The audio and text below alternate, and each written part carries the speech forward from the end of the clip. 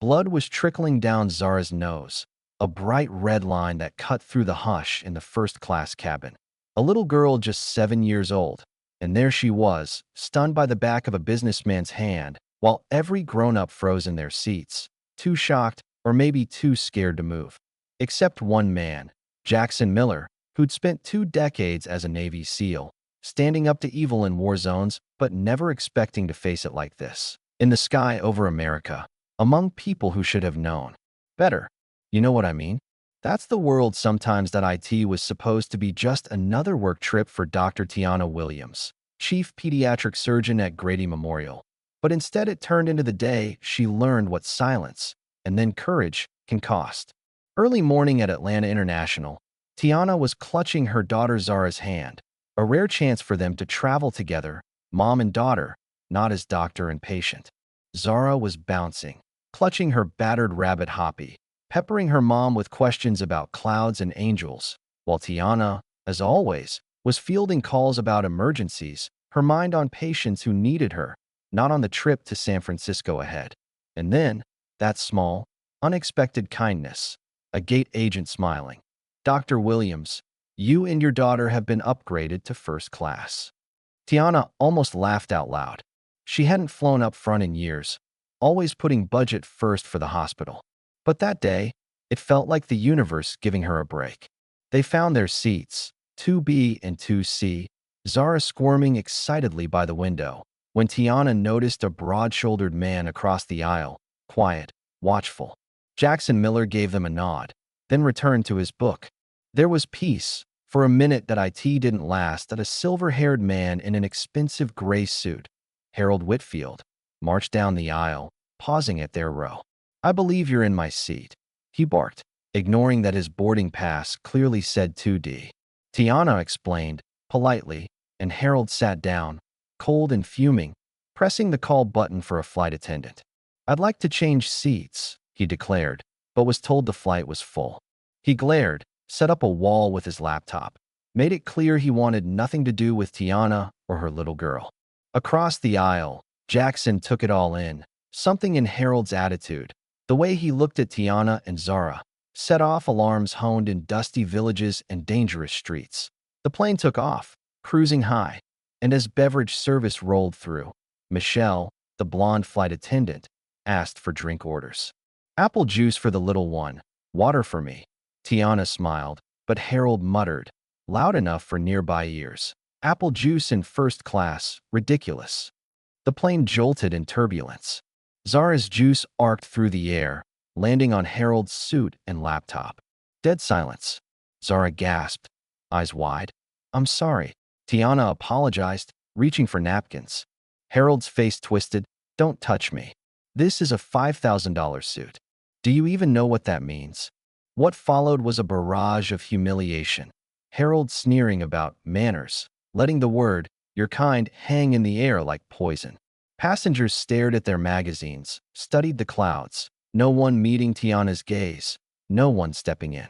Michelle, desperate, tried to smooth things over, offering paperwork for a claim, but Harold demanded, I want them removed from first class. Zara, barely holding back tears, whispered to her mother, we can move, Mommy.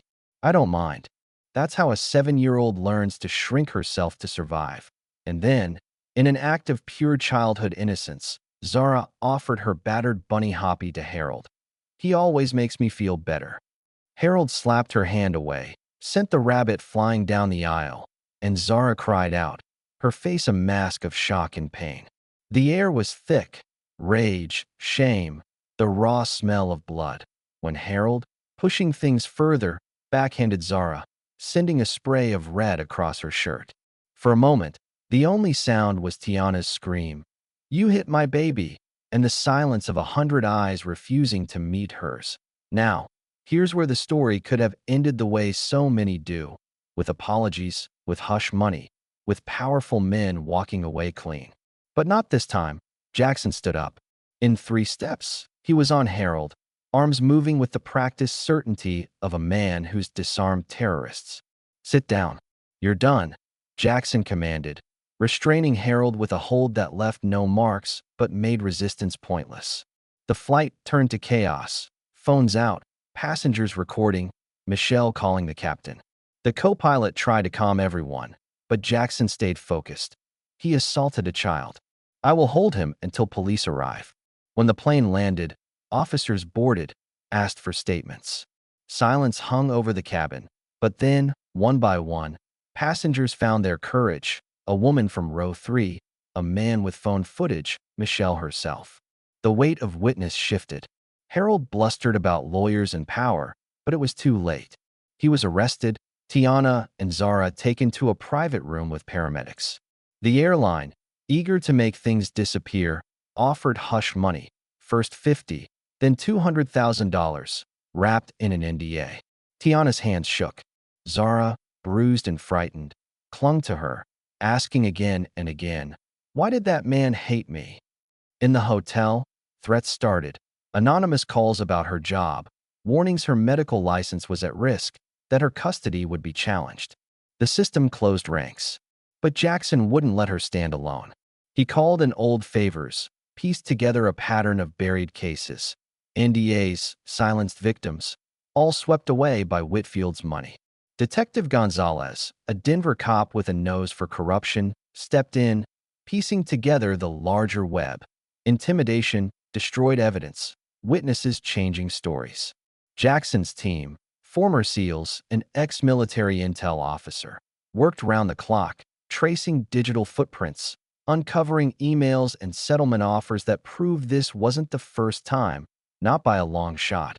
And when the story broke online, #JusticeForZara trending, media pressure mounting, the silence snapped. Other victims reached out, ready to testify.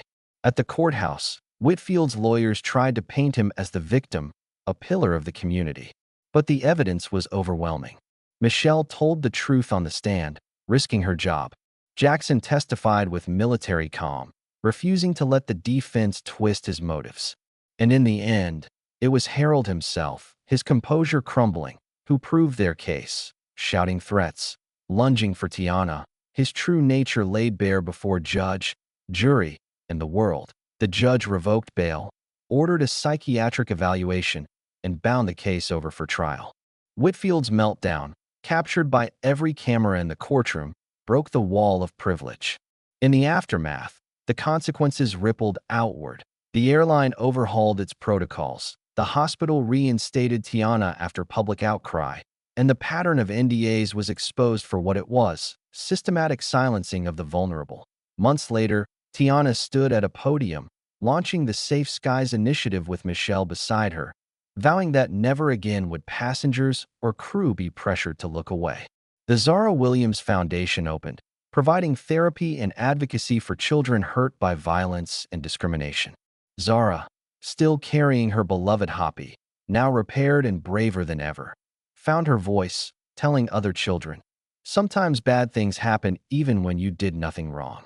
But you don't have to face it alone." So here's my question for you.